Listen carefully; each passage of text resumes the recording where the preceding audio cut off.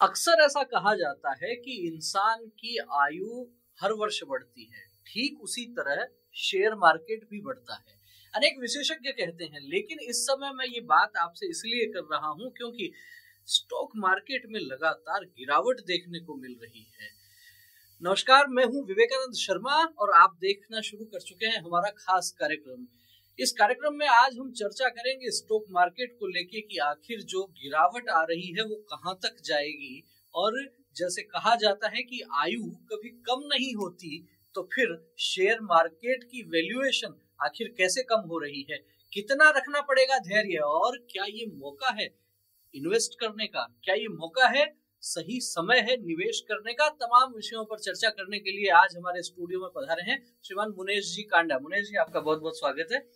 मुनेश जी stock market के विशेषज्ञ हैं, लंबे समय से इस फील्ड से जुड़े हुए हैं और बहुत सी बारीकियां भी ये जानते हैं। लेकिन हम चर्चा करें उसके पहले सभी दर्शकों से ये निवेदन कर देना चाहते हैं कि इस चर्चा को आधार बनाकर आप निवेश करेंगे तो ये आपकी स्वयं की जिम्मेदारी रहेगी, ये हमारे चैनल की और हमारे एक्सपर्ट की उनकी जिम्मेदारी नहीं है। हमारा जो विषय है चर्चा का, जो जानकारी है वो आप तक देने का हम प्रयास करेंगे, लेकिन फिर भी निवेश जोखिम भरा होता है और निर्णय इसमें केवल आपका रहने वाला है, उसके लिए उत्तरदायी भी आप ही रहेंगे। सबसे पहले मुनेश जी चर्चा ये करना चाहेंगे कि जिस तरीके से नाम जो आजकल सुनने को मिलते हैं स्टॉक मार्केट की, हम बात करते हैं, दो नाम सर्वाधिक चलते हैं, सेंसेक्स इतना था इतना आ गया, निफ्टी की क्या पोजीशन है। मैं चाहूंगा सबसे पहले दर्शकों तक ये सेंसेक्स क्या है, निफ्टी क्या है, कितनी कंपनियां इनमें हैं।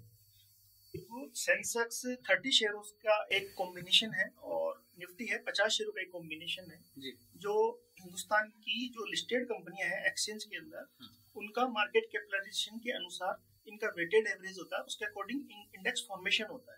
तो ये इंडेक्शन की वैल्यू उन 50 शेयरों की वैल्यूएशन, उन 50 शेयर्स में जो वैल्यूएशन कम या ज्यादा होती है उसके अकॉर्डिंग ये मूव करते हैं अप एंड डाउन। नहीं, केवल 30 शेयर या फिर 50 शेयर? 50 शेयर निफ्टी में और 30 शेयर सेंसेक्स। अच्छा, 50 शेयर होते हैं निफ्टी में और 30 शेयर होते हैं सेंसेक्स में। वैसे जब हम ये देखते हैं कि सेंसेक्स आज कितना गया, निफ्टी कितनी गई, तो ये देखने को मिलता है कि सेंसेक्स की जो वैल्यूएशन है वो ज्यादा होती है। कहीं इस समय जैसे बात करें तो लगभग 75,000 के आसपास सेंसेक्स चल रहा है, जबकि निफ्टी जो है वो कम है। इसका क्या? इसका बेस का फर्क है। निफ्टी का बेस 100 है और सेंसेक्स का बेस 1000 है। 1000। तो उसके अकॉर्डिंग जब मार्केट कैपिटलाइजेशन के अनुसार करते हैं तो वो बेस के अकॉर्डिंग इसकी वैल्यूएशन ज्यादा है, बाकी स्टॉक्स की वैल्यूएशन वही चलती है। अच्छा। ये एक फॉर्मूला है जो इसके अकॉर्डिंग इसकी वैल्यूएशन निकलती है, तो इसलिए इसमें कंफ्यूज होने की जरूरत नहीं है कि निफ्टी 25,000 या सेंसेक्स 75,000। अच्छा, एक जानकारी ये भी चाहेंगे कि अभी जिस तरीके से मैंने कार्यक्रम के प्रारंभ में भी जो बात कही कि लोग तो ये कहते हैं कि सेंसेक्स ऊपर ही जाएगा, आगे ही जाएगा, गिरावट आती है, उतार चढ़ाव चलता है, लेकिन अब पिछले कुछ महीनों से लगातार जो देखने को मिल रहा है कि एक दौर था जब सेंसेक्स जो है वो 83,000 के आसपास था और वहां से जब नीचे गया तो लगभग 73-74,000 तक भी चला गया। अब वापस जब हम रिकॉर्ड कर रहे हैं ये वीडियो, उसके 2-3 दिन से जो है थोड़ा सा मूवमेंट कुछ अपर साइड का दिख रहा है। तो क्या लगता है कि ऐसे समय में ज्यादा नुकसान किन लोगों का होता है और कौन लोग सेफ रहते हैं कि ठीक है मार्केट टूट भी रहा है तो बहुत ज्यादा घबराने की जरूरत नहीं, नुकसान ज्यादा किसको उठाना पड़ता है? देखो, मार्केट में जो ये नंबर है सेंसेक्स 84,000 है, 75,000, ये एक ओनली नंबर है। इसमें जो 30 और 50 स्टॉक निफ्टी में होता है ना, इनके मूवमेंट के आधार पर ये करता है। इसमें कई बार जब मार्केट गिर रहा होता है तब भी शेयर्स बहुत सारे ऊपर चल रहे होते हैं। ऐसा नहीं होता कि 50 के 50 स्टॉक एट ए टाइम में गिर रहे होते हैं, ये कभी कभी फेज आता है। तो इसमें जो नुकसान होता है, जो लिवरेज ज्यादा करते हैं ना मार्केट में। लिवरेज मतलब क्या बोले? लिवरेज का मतलब यानी फाइनेंस कराते हैं, जैसे कि पैसा खुद का नहीं है, बाजार से फाइनेंस लेके कर लेते हैं। अच्छा, जो ब्याज पर उधार पैसा लेकर जो करते हैं उनको नुकसान ज्यादा होता है, क्योंकि उनको उधर एक तरफ ब्याज भरना होता है, उधर उसकी मार्केट कैपिटलाइजेशन स्टॉक्स की प्राइस जब नीचे आती है और अगर फिक्स पीरियड ऑफ टाइम के लिए अगर वो स्टॉक्स खरीदते हैं तो फिर उनको वो ब्याज भी पेड करना पड़ता है और स्टॉक्स की जो वैल्यूएशन जो कम होती है वो भी पेड करनी पड़ती है। तो निश्चित रूप से मुनेश जी ने ये जो बात कही है बहुत समझने वाली बात है कि यदि आप निवेश कर रहे हैं तो वो निवेश आपकी बचत में से होना चाहिए। यदि आप बाजार से पैसा उठाकर किसी से उधार लेकर यदि आप निवेश करते हैं तो वो और अधिक जोखिम भरा हो सकता है, और खासतौर पर अभी जैसी स्थितियां चल रही है उनमें तो ऐसी स्थितियों से बचना ही चाहिए। फिर भी कई बार ये देखने को मिलता है मुनेश जी, जब हम खबरें पढ़ते हैं, अखबार पढ़ते हैं, चैनल्स देखते हैं, तो कई बार बहुत सेंसेशनल खबरें आती हैं, एक दिन में डूब गए लाखों करोड़ रुपए। ये कौन लोग होते हैं जिनके लाखों करोड़ डूब जाते हैं एक ही दिन में? नहीं, ऐसा नहीं होता। लाखों करोड़ रुपए एक व्यक्ति के नहीं डूबते। ये पूरे मार्केट कैपिटलाइजेशन जो कम होती है वो सभी इन्वेस्टरों की होती है, तो उसका वैल्यूएशन निकल के आता है। अभी हमारा जो मार्केट है वो 100 लाख करोड़ का है। जब मार्केट क्रैश होता है तो 90 लाख करोड़ का, तो 10 लाख करोड़ रुपए ऐसा नहीं है आपके हमारे होते हैं, वो सभी के मिला के ही होते हैं। इसलिए इसमें ऐसा कोई ये बड़ा नहीं है, ये केवल एक फिगर है जो अपन को अगर पूरे मार्केट को देखेंगे तो वो फिगर बड़ा लगता है ऐसा। अच्छा, एक जानकारी और ये चाहेंगे आपसे कि लोग ऐसा कहते हैं कि कुछ लोग इस तरह से ट्रेडिंग करते हैं मार्केट में कि आज कोई चीज उन्होंने खरीदी है और उनको शाम तक आज के दिन में ही वो चीज बेचनी पड़ेगी, तो वो कहीं ना कहीं उसमें बंध जाते हैं। और कुछ लोग जो है वो शेयर लेके और आराम से मस्त रहते हैं कि 5 साल तक देखने की जरूरत नहीं, 10 साल तक देखने की जरूरत नहीं, या जब मन करेगा तब निकाल देंगे। तो इनमें क्या अंतर है और कौन सा इसमें सेगमेंट जो है वो फायदेमंद है? देखो, इंट्राडे ट्रेडिंग बोलते हैं जिसको आज के आज खरीदा और आज के आज शेयर को सोल्ड किया, तो ये शॉर्ट टर्म ट्रेडिंग होती है। इसमें मार्केट का आज क्या मूवमेंट होने वाला है, सुबह 9:15 पे मार्केट ओपन होता है, 3:30 पे क्लोज होता है, तो आप प्रेडिक्शन नहीं कर सकते, रोज प्रेडिक्शन नहीं कर सकते। किसी दिन आपका प्रेडिक्शन हो सकता है सही जाए, लेकिन आपका हमेशा प्रेडिक्शन सही नहीं हो सकता। तो पैसा जो बनता है स्टॉक मार्केट में वो हमेशा लॉन्ग टर्म में बनता है। कि जैसे अपन ने देखे इन्वेस्टमेंट गुरु, विश्व के इन्वेस्टमेंट गुरु जो वॉरेन बफेट है, उन्होंने कहा है कि किसी भी स्टॉक को 10 मिनट के लिए भी मत खरीदो जब तक आप कम से कम उसको 10 साल के लिए नहीं रख सकते। तो एटलीस्ट किसी भी स्टॉक को आप बाइंग करो तो 10 इयर्स का होरिजन लेके चलो। जब तक लॉन्ग टर्म विजन नहीं होगा वेल्थ क्रिएशन नहीं हो सकती। स्टॉक मार्केट कभी भी रोजमर्रा की जिंदगी का अर्निंग सोर्स नहीं है। अगर जिनको ये गलत फहमी है कि हम रोज ट्रेडिंग करके पैसा कमा सकते हैं, तो वो उनकी गलत फहमी है। स्टॉक मार्केट एक वेल्थ क्रिएशन जर्नी है, ये वेल्थ बनाने की जगह है, ना कि आप ट्रेडिंग करके अपना रोजी रोटी कमा सकते हो, ऐसा ये बिजनेस नहीं है। ये बहुत महत्वपूर्ण बात कही गुनेश जी आपने, क्योंकि मैं भी बहुत से ऐसे लोगों को जानता हूँ कि जिनसे बात होती है कि आप क्या करते हैं, तो वो कहते हैं कि हम तो स्टॉक मार्केट में काम करते हैं, हम शेयर खरीदते हैं, बेचते हैं और उससे महीने का इतना कमा लेते हैं, उससे घर गृहस्थी चलती है। तो आपने ये जो बात कही बहुत, ये तो काम की बात है कि आपकी मंथली इनकम की जो बात है वो इससे ट्रेडिंग से यदि आप उस पर डिपेंड हो जाएंगे तो नुकसान में जा सकते हैं, 100% नुकसान में जाएगा। तो कुल मिला के ट्रेडिंग की जो बात है वो तो ये है कि जिस तरीके से आप एफडी करवाते हैं, जिस तरीके से आप आरडी करते हैं या आप कोई बॉन्ड खरीदते हैं, ठीक उसी तरीके से आप स्टॉक मार्केट में शेयर खरीदेंगे तो सेफ रहेंगे, लेकिन वो लॉन्ग टर्म होरिजन होना चाहिए। ये सोच के चलना चाहिए कि 5-7 साल 10 साल जैसे 10 साल के लिए 5 साल से 10 साल 10 साल से 15 साल जितना लंबा रुकेंगे उतना ही अच्छा प्रॉफिट है। ठीक इसी तरह की चीज मुझे लगता है कि एक दौर में प्रॉपर्टी के व्यापार के लिए भी लोग कहा करते थे कि आप जमीनें खरीदते हैं, ऐसा व्यापार करते हैं, तो लॉन्ग टर्म के लिए आप इस तरीके का व्यापार करते हैं तो उसमें बड़ा लाभ है। खैर बहरहाल आपसे जानना अब ये चाहेंगे कि इस दौर में जब सेंसेक्स जो है लगभग 83-84 हजार को टच करके वापस नीचे आया और थोड़ी सी हलचल पॉजिटिव दिखने लगी है, क्या ये सही समय है निवेश का? और यदि सही समय है तो क्या सावधानियां रखनी चाहिए? देखो, इन्वेस्टमेंट का कोई पर्टिकुलर टाइम नहीं होता। इन्वेस्टमेंट एक जर्नी है, इसको जब शुरुआत कर दे तभी से ही फर्स्ट डे ही है इसका। तो इन्वेस्टमेंट के लिए कभी भी टाइमिंग नहीं देखी जाती। वैसे मैं आपको बता दूं, स्टॉक मार्केट में टाइमिंग के बजाय टाइम देने के लिए ज्यादा सोचना चाहिए। ऐसा नहीं है कि स्टॉक मार्केट अब नीचे आ गया या अब ऊपर हो गया या मेरे लिए रीजनेबल है। मार्केट हमेशा रीजनेबल रहता है, आपको स्टॉक पिकिंग करना आना चाहिए। कौन सा स्टॉक, बहुत बढ़ते हुए मार्केट में बहुत स्टॉक्स अंडर वैल्यूड होते हैं और घटते हुए मार्केट में बहुत स्टॉक बढ़ रहे होते हैं। आप देखते हो कि मार्केट घट रहा है, ये स्टॉक क्यों बढ़ रहे हैं, तो आपकी उनकी वैल्यू पिकिंग आनी चाहिए। तो इन्वेस्टमेंट एक जर्नी है, तो ये लगातार चलती रहती है, कभी रुकती नहीं है। इसलिए आप टाइमिंग देने की कोशिश मत करिए कभी भी मार्केट को। नहीं, आपने कहा जर्नी है, ये तो लगातार चलती रहती है, लेकिन कोई टाइम पीरियड तो आपको सेट करना पड़ेगा कि इतने इतने दिन में आप कुछ राशि जो है वो उसमें लगा सकते हैं। जैसे कुछ लोग मान लीजिए ये कहते हैं, जैसे एसआईपी चलती हैं कि मंथली आप कुछ ना कुछ राशि उसमें लगाते जाइए, क्या उसको नीचे लाया जा सकता है? क्या ऐसा सोचा जा सकता है कि हर सप्ताह आप कुछ ना कुछ राशि लगाइए, या फिर क्या ऐसा भी कर सकते हैं कि हर सप्ताह नहीं, आप प्रतिदिन कुछ ना कुछ राशि लगाइए? क्या ठीक रहेगा? प्रतिदिन तो पॉसिबल नहीं है, लेकिन सप्ताह के सप्ताह तो आराम से किया जा सकता है।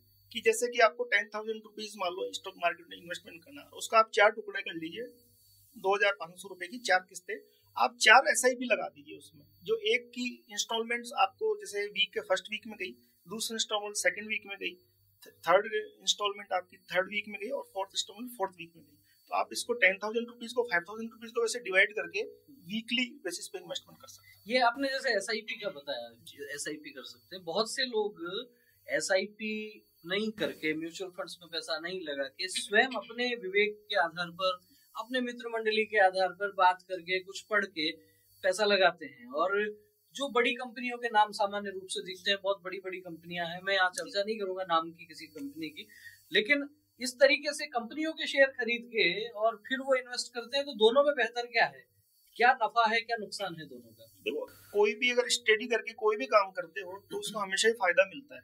आप किसी टीवी चैनल से या फिर किसी यार दोस्त से सुन के या और भी कोई अन्य सोर्स से सुन के मात्र से आप स्टॉक मार्केट में इन्वेस्टमेंट मत करिए, सुनिए सबकी, फिर उसकी स्टडी करिए। कोई भी स्टॉक आपको रिकमेंड किया जाता है, किसी के भी थ्रू किया जाता है, तो उसके कुछ फाइनेंशियली आपको डेटाबेस देखने होते हैं, उस कंपनी का पूरा भविष्य देखना होता है, उस इंडस्ट्री का भविष्य देखना होता है, कंपनी का पास्ट देखना होता है, मैनेजमेंट देखना होता है, उसकी सेल्स देखनी होती है, उसके प्रोडक्ट्स देखने होते हैं। जब आप कंपनी में पैसा किसी शेयर को खरीद रहे हो तो शेयर का नाम नहीं खरीद रहे, आप कभी भी नाम पे मत जाइए, चाहे वो किसी भी ग्रुप से हो, चाहे टाटा का हो, बिरला का हो, रिलायंस ग्रुप का हो। आप जो कंपनी खरीद रहे हो वो कंपनी बिजनेस क्या करती है, क्योंकि आप जब शेयर खरीद रहे हो तो इसका मतलब आप इनडायरेक्ट वे में बिजनेस कर रहे होते हैं। जैसे कि आपने मारुति के शेयर खरीदे तो इसका मतलब आप मारुति का बिजनेस कर रहे हैं। अगर मारुति की गाड़ियां मार्केट में खूब सेल होगी तो उसकी प्रॉफिट बढ़ेंगे, प्रॉफिट बढ़ेगा तो आपका शेयर का प्राइस बढ़ेगा। शेयर का प्राइस क्यों बढ़ता है? जब कंपनी की परफॉर्मेंस अच्छी होती है। परफॉर्मेंस कब अच्छी होगी? जब कंपनी के प्रोडक्ट अच्छे होंगे, मार्केट में उसकी सेल्स अच्छी होगी। तो जब आप शेयर खरीद रहे हो तो शेयर का नाम मत खरीदिए कि, या कई बार बहुत बार हम ये देखते हैं कि कोई शेयर 500 रुपए का था, टूट के और वो 200 रुपए आ गया, तो हम देखते हैं कि प्राइस अच्छी हो गई, तब हम बाइंग करते हैं। आप कभी भी प्राइस मत खरीदिए, आप हमेशा बिजनेस खरीदिए, बिजनेस में पैसा लगाइए। आप जो स्टॉक खरीद रहे होते हैं वो बिजनेस में। कोई भी स्टॉक नीचे आने का कारण ये नहीं होता कि मार्केट के कारण नीचे है, उसमें बहुत सारी फंडामेंटल चेंजेस आते हैं, इकोनॉमिकल चेंजेस आते हैं, टेक्निकल चेंजेस आते हैं, उसके बाद में वो स्टॉक नीचे आता है। तो पहले स्टडी पहले से ही तैयार रखिए कि स्टॉक्स में कोई जो फॉल आया है वो एक मार्केट बिहेवियर जनरल से आया है या फिर कोई स्पेसिफिक रीजन हुआ है। बहुत बार हम, जैसे यस बैंक था 400 रुपए था, वो 200 आया, लोग सस्ता समझ के खरीदे, फिर 150 आया और सस्ता समझ के खरीद लिया, फिर 100 आया, फिर 50 आया, लोग खरीदते गए, आज वो 15 रुपए का शेयर है। तो बाद में पता लगा कि इसमें मैनेजमेंट में दिक्कत थी, स्टेक होल्डिंग में दिक्कत थी, बहुत सारी गड़बड़ी थी। तो उसके बाद में फिर आपके पास कोई चारा नहीं रहता, फिर आप इन्वेस्टर का पैसा बिल्कुल लूज हो जाता है। तो जब नीचे आना कोई कारण नहीं होता कि नीचे आ गया तो ही हम शेयर को खरीदते, तो कभी भी प्राइस मत खरीदिए, हमेशा फंडामेंटल बिजनेस खरीदिए। और आप जब शेयर खरीद रहे हो तो बिजनेस खरीद रहे हो। बहुत महत्वपूर्ण बात इन्होंने कही है कि कई बार ऐसा होता है कि बहुत ओवर वैल्यूड जो शेयर होते हैं, बहुत ऊंची जिनकी कीमत होती है, वो टूटते हैं, तो हम लोग ये सोचने लग जाते हैं कि अच्छा मौका है, लेकिन उस मौके में धोखा भी हो सकता है। अभी मुनीश जी ने जैसे कहा कि आप उसके फंडामेंटल्स देखिए, वास्तव में कारण क्या है उसके टूटने के, और 200 रुपए का शेयर 10 रुपए पर कब आ जाए, 2 रुपए पर कब आ जाए, कोई पता नहीं है। तो आपको स्टडी करनी पड़ेगी, और स्टडी करके पूरा विचार करके फिर आप शेयर मार्केट में निवेश करें। एक बात अभी आप जो ये बोल रहे थे उसमें से मेरे को एक प्रश्न ये ध्यान में आया कि जैसे आपने कहा कि किसी भी कंपनी का आप शेयर ले रहे हैं तो एक तरीके से वो उसके बिजनेस में आप एक तरीके के हिस्सेदार हो गए हैं। क्या ये बात ठीक है कि किसी कंपनी के शेयर की कीमतें बढ़ रही हैं तो वो कंपनी प्रॉफिट में चल रही है, और क्या उसके शेयर की वैल्यू जो है वो टूट रही है तो क्या वो जो है लाभ नहीं कमा पा रही है, मुनाफा नहीं कमा पा रही है कंपनी? क्या यही आधार है या कुछ और भी है? बहुत सारे आधार है, केवल यही कारण नहीं होता कि केवल प्रॉफिट आए तभी स्टॉक मार्केट बढ़ रहा है। वैसे तो जनरली तो कारण तो यही होते हैं, लेकिन प्राइस कितनी बढ़नी है। कंपनी ने मान लो 100 करोड़ से प्रॉफिट को 150 करोड़ पे लेके गए ईयरली बेसिस पे, तो कंपनी का शेयर का प्राइस 500 से 2000 रुपए मूव किया, तो 500 से 1000 रुपए या 700 रुपए मूव करना उसका प्रॉफिटेबिलिटी पे डिपेंड करता है। जो बाकी के जो 1300 रुपए के मूवमेंट है वो मार्केट बिहेवियर की वजह से, कई बार जो इन्वेस्टर होते हैं उनको एंटिसिपेशन होता है कंपनी आने वाले टाइम में इससे भी तेज ग्रोथ करेगी, तो वो उसका प्राइस मूवमेंट पहले ही आ जाता है, क्योंकि जो भी प्राइस चलता है वो फ्यूचर फोरकास्टिंग भी चलता है स्टॉक मार्केट में, और जो डाउनफॉल आता है वो भी फ्यूचर फोरकास्टिंग भी चलता है कि कंपनी की, मान लो कंपनी में कंपटीटर्स आ गए, गवर्नमेंट ने कोई डिसीजन ले लिया, इकोनॉमिकली चेंज आ गया, कोई प्रोडक्ट बाई प्रोडक्ट आ गया, तो इसके बहुत सारे ऐसे रीजन होते हैं, हजारों रीजन होते हैं नीचे आने के ऊपर आने के, उस बेसिस पे चलता है। अच्छा, एक साधारण सामान्य सा प्रश्न मैं पूछना चाहूंगा आपसे, हमारे दर्शकों के मन में भी बहुत सी जिज्ञासाएं सामान्यतः होती है। कोई नया व्यक्ति जब स्टॉक मार्केट में इन्वेस्ट करने के हिसाब से सोचता है और सोचता है कि 50,000 रुपए से मेरे को काम शुरू करना है, या 1 लाख रुपए से करना है, या 10,000 से करना है, उसकी जो भी राशि है उस राशि से उसको एक कंपनी के ही बहुत सारे शेयर खरीद लेने चाहिए, या फिर बहुत सारी कंपनियों के थोड़े थोड़े शेयर खरीदने चाहिए? इसमें आप क्या राय देना चाहेंगे कि एक बार शुरुआत करें तो लगभग कितनी कंपनियों से करें, या फिर एक दो से ही शुरुआत करनी चाहिए? मैं इसके बारे में डिटेल से बताना चाहूंगा। यहीं से एक शुरुआत होती है एक इन्वेस्टर की, कि सबसे पहले तो स्टॉक मार्केट है क्या, इसका मतलब स्ट्रक्चर कैसा बना हुआ है, अपन को किससे बात करनी चाहिए। स्टॉक मार्केट में एंट्री के लिए आपके पास डीमैट अकाउंट होना अनिवार्य है, और डीमैट अकाउंट होने के लिए आपके पास बैंकिंग और पैन नंबर होना अनिवार्य है। सबसे प्रथम तो मैं ये बताऊं। दूसरा कि हर मतलब कोई भी जो संस्था होती है उसका कोई ना कोई रेगुलेटर होता है। जैसे बैंकिंग रेगुलेशन में आरबीआई रेगुलेट करता है, इंश्योरेंस में इरडा करता है, ऐसे ही स्टॉक मार्केट को, फाइनेंशियल मार्केट को सेबी रेगुलेट करता है। सेबी का stock exchange board of India जो 1992 में गठित हुआ था, जब हर्षद मेहता स्कैम हुआ था उस वक्त ऐसी कोई संस्था नहीं थी, तो उसमें बहुत सी प्रॉब्लम आई। उसके बाद में इसका गठन हुआ, उसके बाद में स्टॉक मार्केट धीरे धीरे रेगुलाइज हुआ, स्टॉक मार्केट हुआ, फाइनेंशियल मार्केट फॉर रेगुलाइज हुआ।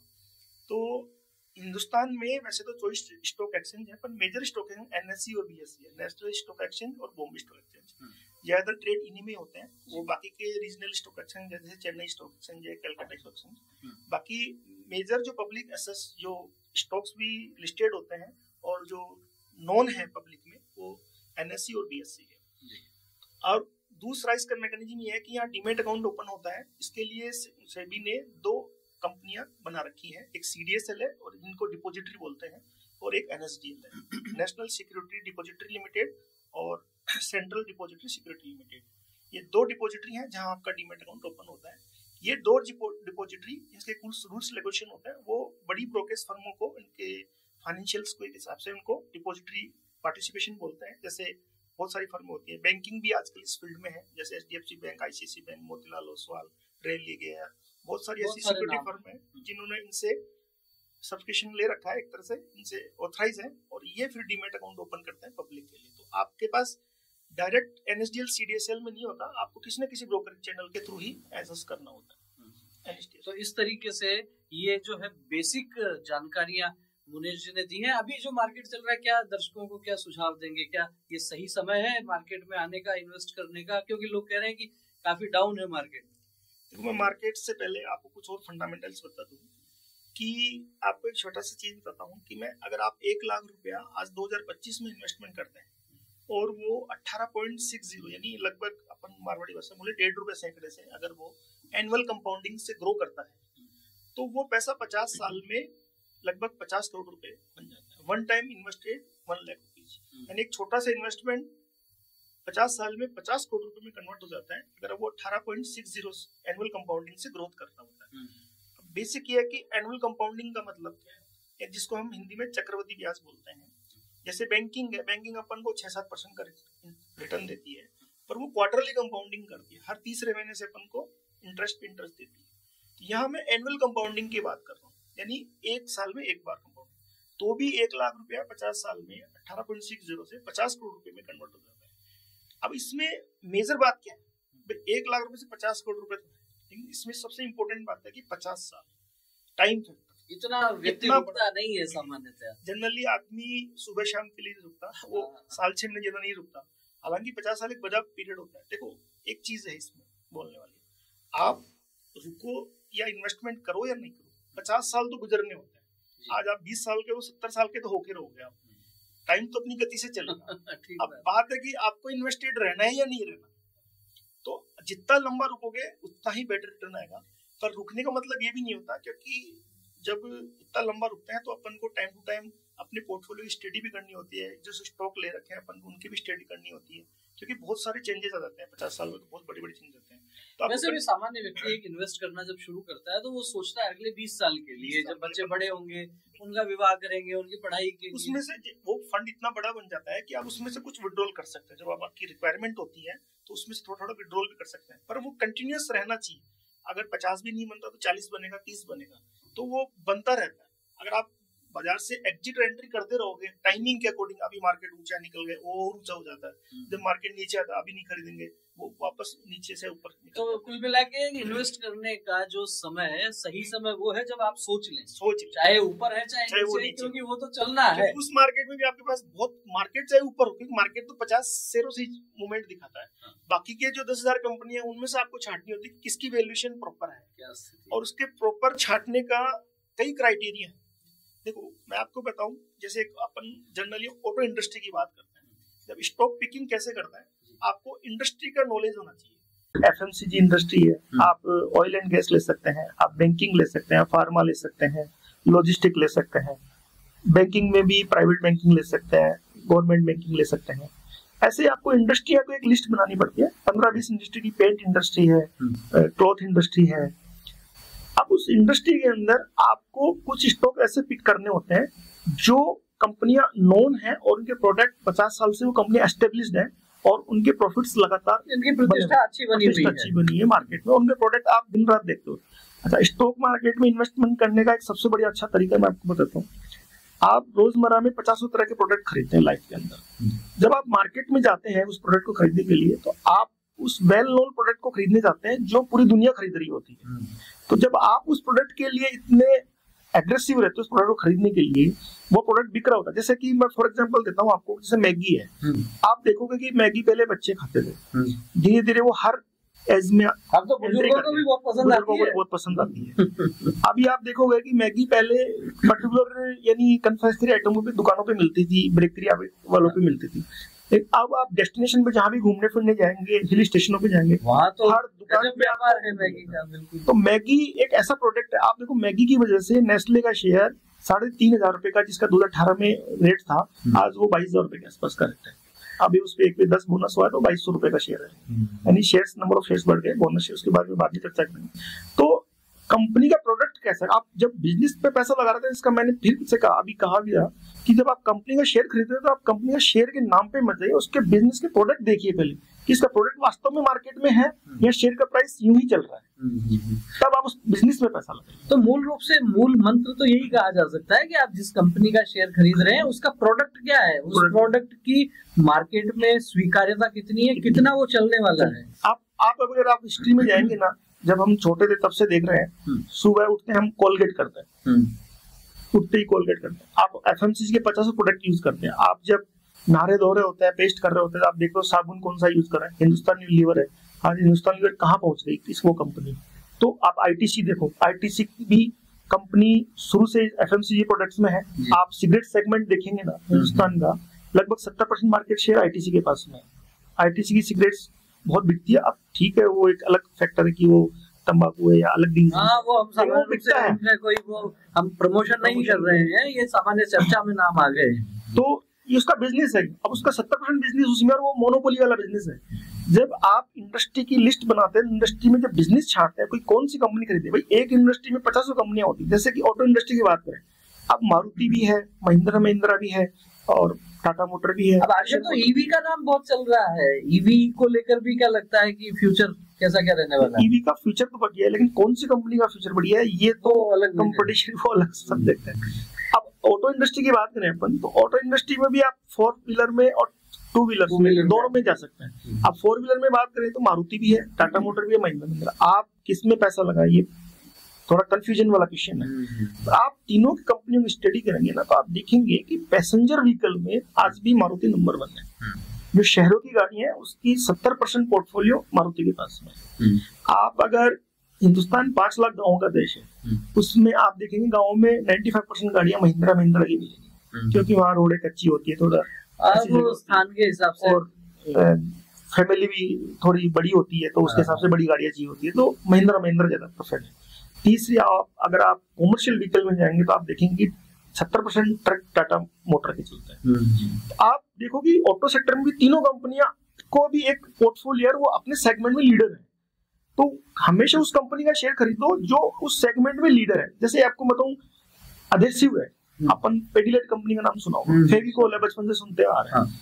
अब वो कंपनी का शेयर 2005 में देखोगे 10-20 रुपए का शेयर था, आज 3,000 रुपए का शेयर है। 20 साल में वो 300 गुना हुआ। वो क्यों हुआ? क्योंकि वो उस बिजनेस में लीडर है, उसका कोई कंपटीटर नहीं है आसपास में, तो यूनिक बिजनेस जिसके पास है ना उसका शेयर खरीदो, आपको डेफिनेटली रिटर्न मिलेगा। प्लस इसके साथ में लॉन्ग टर्म स्टे भी करना पड़ेगा। आप 20 रुपए के शेयर को 40 में या 100 में बेच के ये मत समझिए कि हमने 5 गुना पैसा कर लिया, वो 500 गुना होने वाला है। अगर वो इंडस्ट्री में लीडर है, उसका प्रोडक्ट मार्केट में सेलेबल है और आप भी उस प्रोडक्ट के बाहर हैं, ये मान लीजिए वो शेयर चल रहा है। निश्चित रूप से इस बात से, इस चर्चा से तो ये समझ में आता है कि यदि आप स्टॉक मार्केट में इन्वेस्ट करते हैं तो पहली आवश्यकता है कि आप स्टडी करें, दूसरी आवश्यकता है कि आप धैर्य अवश्य बनाए रखें, क्योंकि मार्केट अप एंड डाउन होता है, ऊपर नीचे होता है। थोड़ा सा प्रॉफिट आते ही उससे निकलने की कोशिश नहीं करें, थोड़ा सा डाउन जाते ही घबराएं नहीं, वो हो सकता है और अच्छा समय हो आपके लिए और इन्वेस्ट करने का, बड़े प्रॉफिट लेने का। कार्यक्रम की समय की तो अपनी सीमा है और चर्चा भी ऐसी है कि कई घंटों तक हम बात कर सकते हैं। फिर भी चलते चलते क्या दर्शकों के लिए क्या कुछ टिप्स देना चाहेंगे? मैं तो अंत में लोगों को यही कहना चाहूंगा कि एक तो लॉन्ग टर्म स्टे करने की आदत डालिए, और इन्वेस्टमेंट ये एक वेल्थ क्रिएशन की जर्नी है, ये कभी भी रोजमर्रा की जिंदगी के कमाने का सोर्स नहीं है, इसको ना समझे।